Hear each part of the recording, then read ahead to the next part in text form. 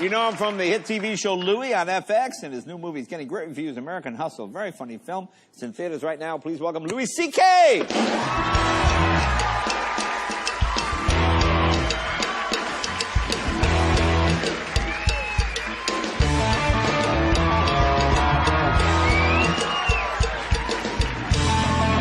Happy New Year, my friend. It's good to see you. Happy New Year to you, Jay. Now, are you looking forward to 2014? Yeah, I am. Well, there's no other. You can't look back at it yet. Yeah, so yeah, that's true. I guess you have to look forward. Well, I guess that makes sure. And I guess I have a realistic expectation of it. It's going to be a mix of, good and terrible and okay. Mm-hmm. I mean, during the New Year's period, everybody starts to say kind of high-pressure things to each other. Like, somebody said to me the other day, I wish you nothing but love and happiness for the new year. That's never going to happen. Right, yeah. No one has a full year. Right, yeah. Of love. I mean, even rich, happily married, in-love people have diarrhea 3 times a year. Yeah, sure. I guess 3 times, yeah. 3 times, wow. 3 on the nose. Wow. But, that's what we want. We want love, and I have love in my life because I have children, so I have to. Right, the 2 girls, sure. So it's mandatory. Yeah. Compulsory love. What's up now? They're, 12 and 9? Is that what it is? You're just guessing out of your ass right there, I guess. Is that about right? Is that right? No, 11 and 8. That 11 all right, I'm sorry. Yeah, I was thinking I'm doing next year. I'm not. I'm not doing this is my last year. Yeah. That's right. I'm So you got to thinking get next it in year. now. Yeah, I was trying to get it in now. Yeah, though I love them. Well, how was Christmas with them? Okay, Christmas was, it's a lot of stress. Yeah. It's really hard because the pressure is enormous. I have 2 kids. Right. And it has to be great. Right. And it has to be even. Like, one kid can't have a better Christmas than the other one. Yeah. So you keep upping the ante. The pressure is so much. I start getting a stomachache, like in November. I start getting really anxious about Christmas. Right. And this year it got to be like December 5th, I had gotten nothing for either of them. Like, not one present for either kid. Wow. And the thought occurred to me for the first time, what if I got nothing? What if I just don't get anything? Right. What if this one Christmas they get nothing? Right. Not very little, but zero. Just stuff up the chimney and don't buy nothing. Right. And just they come down and there's just nothing. Right. And they're like, what? I'm like, yeah, just there's nothing here, girls. And they're like, did Santa come? Well, if he did, he didn't leave anything. Not for you. Not for you. Did you buy it? Say, no, I did. Were we bad? No, you just didn't get anything. Yeah. You just didn't get anything for Christmas. Wow. And just watch them go, oh. Yeah. Just watch them like taking it. I actually think that it would make them better people. I actually do think that one Christmas with nothing would make them more generous, more cautious, and smarter people. Yeah. So it actually would be good parenting to have one Christmas that would be good parenting. where you get nothing. Yeah. But I can't do it. I can't do what's right for my kids. I have to buy them presents because I love them helplessly. Yeah. It is love. Are you in love, Jay? Are you in love? Yes, very much in love. You are with your wife, but you're in love. We have love. a great time. Better now than it's ever been.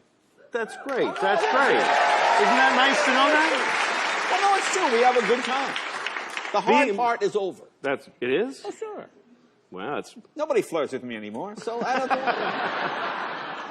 I think being in love is a great thing, and some people wonder, when do you know you're in love? Like, you're with somebody at first, and how do you know you're in love? I think you know you're in love when you finally share your innermost secret racism with the other person. Really? That's when you know. Really? That's when you know. I hadn't thought of it quite that way. That's when you know you're keeping this one. Yeah, that's what I think. Yeah. Really? I don't think I want to explore that any further, actually. Yes, well, I'm not in love with you, so I can't. I understand. Now, let me ask you about, what are you doing on your website now? You've got something going. Yeah, I have a movie that I made. Is this a scam, or what is this? Yes, it's a scam. Well, I sell everything on my website. Right. I make comedy specials and sell tickets and stuff, and it's it's $5, and you buy the thing, and you get to keep it. It's not, you don't get emailed and bothered or anything. Right. So anyway, I have a movie that I made back in '98. It's 15 years ago now. Okay. And it's my first movie that I made. It was called Tomorrow Night. And it went to Sundance, the film festival, and all this stuff, and Steve Carell is in it. Right. Conan O'Brien's in it for like 1 minute. J.B. Smoove, Wanda Sykes. It's got a great cast. Big cast. Yes, but it never got released, ever. Why? With a big cast like that. Well, it was a black and white movie, and when I made it, I wasn't anybody. Yeah, black and white. Yeah. It was shrewd. Yeah. It's the last black and white movie ever made. Okay, so How did you fund it if you had no money? Well, I had about $20,000, so I just started making it, and then I ran out of money, and I had some showbiz friends. So Jon Stewart lent me $10,000. Okay. I owe all these people money now. If Right. the movie makes money. Right. Dennis Leary gave me money. Brett Butler, Spike Ferriston, Chris Rock. All these people gave me like $10,000 each. I'm so glad I didn't know you then. Yeah, exactly. But now it's coming out, and I'm putting it out for $5 on my website. It's a big, funny movie, and you can see it starting in February on my website. No, you have a clip? You have a clip from the movie? Yes. All right, let's see. The clip are you in it? I'm in only this clip. And Amy Poehler, this is her first movie role. And you're about to see she's only in this scene. But this is Amy Poehler's first movie role, and so this is the clip from the movie.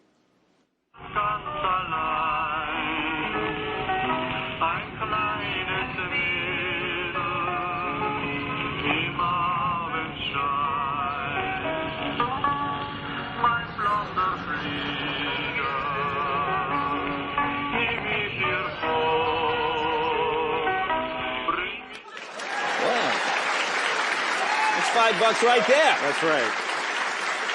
So how do they? Are you going to pay them back when this? I gotta have to. Yeah, I mean, I might. Yeah, I gotta pay them back. Do they get interest because? Well, no. I mean, I get paid first. Oh, you get paid movie. first. Yeah, I get paid first, and then the rest of them get. I don't know. It's written down somewhere. It's written down somewhere. All right. Look, we'll take a break. More with Lou when we come back right after.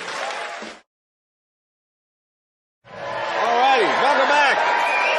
Talk with Louis C.K. Now, Louis back in production. You took a year off. Why'd you take a year off? Yeah, I just was tired. Yeah. So I was tired, and I was able to. They let me take a year off. Yeah. Okay. I mean, if you went to work and said, "Can I just not come in this year?" Yeah. And they said yes, you just do it. Yeah. I even say, "Can I come in next year?" They go, "No, sorry." Mine's the opposite. I got the opposite problem. Well, congratulations on American Hustle. Oh yeah, thanks. Now you're an actor. Yeah. Say, I always hate when we lose comics to acting. Yeah, no, don't worry about that. So you got to stay true to the roots. Yeah, no, you got to be good at it. No, but you were good. You were very I'm good. all right. I'm like a guy who won a contest to be on the set. No. Like I'm all right. No, I thought you were very good. Because I've seen thanks. some comics do things and it's just a nightmare. Yeah, it's awful. No, that was good. Because you actually, well, tell who your character is. I'm a guy, I play an FBI agent who's, and Bradley Cooper is this guy who's a crazy FBI agent who gets high and does crazy things, and I'm his superior. So I'm this guy who's trying to keep him in line. But you're like the financial guy, too, right? You're in the office. Like I have to release the funds that he wants, and I just keep saying no to him, and he gets really angry, and he hits me with a phone, with a rubber. It was a rubber phone, but it hurt a lot. Well, yeah, even rubber phone. Yeah, sure. It hurt a lot. Now, David O. Russell, he's one of my favorite directors. Yeah, he's great. Interesting guy. Yeah. No, he's explosive, and is he? Well, he's very, like he's always on the set. If you watch any scene in American Hustle, he's hiding behind a piece of furniture. Like he scrunches behind a couch, and he just keeps yelling, "Do it bigger, more!" And he just yells at you. And if you watch carefully any movie of his, occasionally you'll see an actor go like this in the middle of it because he just yelled at them. This is real. Like, I've seen this in these other movies. Now, was it weird for you to take... Because you're a comic, and, comics, we work alone, and suddenly you're in with real actors, Academy Award winners, and were you nervous? Did you think... it was awful. I mean, like, when he would yell at you, would you get intimidated? Yeah, it was pretty bad. But I think they edited out all the mistakes I made. It worked out okay. Did you guys hang after the show? Like, did you and the director hang? You know how you do that. I don't know what. To try and get in his next movie. Well, he's a great guy because, like, I went to the premiere and he took me around and introduced me to all these really important people. He introduced me to a lot of big stars and studio chiefs. He's like, this is the head of Sony Pictures. It's very nice that way. And then I have to meet all these other people. Like, this is my nephew who has a website. And all these other people. But there's something great about that. Very democratic. Like, here's people who will help you, and now you have to pay for it by taking a picture. With my niece. Right. Just... Now, I got to ask you something. Very nice niece. Yeah, very nice niece. Now, in the film... I shouldn't have said that. In the film, there's an ice fishing story that you never quite finished with Bradley Cooper. What happened there? Well, there's this whole thing in the movie where I had very little to do in the movie originally. In the script, I just said like a few lines. But then I got to the set, and he said, I want you to tell a story about ice fishing throughout the whole movie. And I was like, what? And so he just made it up. He just, like, I swear he thought, you know what, tell an ice fishing story. And I'm like, what? So we made up this ice fishing story as we went along. As we shot the movie, I'd tell a little bit more. And then the next scene we'd shoot, he'd be like, so what happens next, do you think, in the ice fishing story? I'm like, I don't know. This is your idea. So we just kept telling, and then he didn't use the ending. There is an ending. Oh, there is an ending? Yeah, because people always ask me now on the streets, so what's the end of the ice fishing story? What is the ending? The story is that me and the brother of the character are out on the ice, and it's too early to be ice fishing, and our dad is coming, and it's very dramatic. Right. And the ending is that the brother, took a dump on the ice. That's the ending. He took a big anger dump on the ice, and then it melted into the ice, and it stuck in there through the whole winter, and it created a fissure between my father and brother, and I was stuck in the middle. You know, That's what happened. That's the end of the ice fishing story. I can honestly say I'm sorry I asked now. Well, we'll set up this clip. What's this clip we're going to see? I think it's after I got the... See, actors do that. Oh, I think it's the clip. Oh, yeah. You know exactly which clip it is. Yeah, I know what clip it is. Well, it's a confusing thing because it's after I got beat up with the phone. Right. Oh, you're testifying. That's right. You're testifying to my superior, right? His superior also, because he beat the out of me with the phone. Okay, here, take a look. I have nothing but the utmost respect for you as my mentor, and it's okay. It's okay. As my mentor, and as what are you doing? I just want to talk from my heart. I don't want to put on record. It's just I want to get vulnerable. Can I finish my statement? Of course. I respect you. I think you do other things besides respect me. Hey, what are you doing? What are you doing?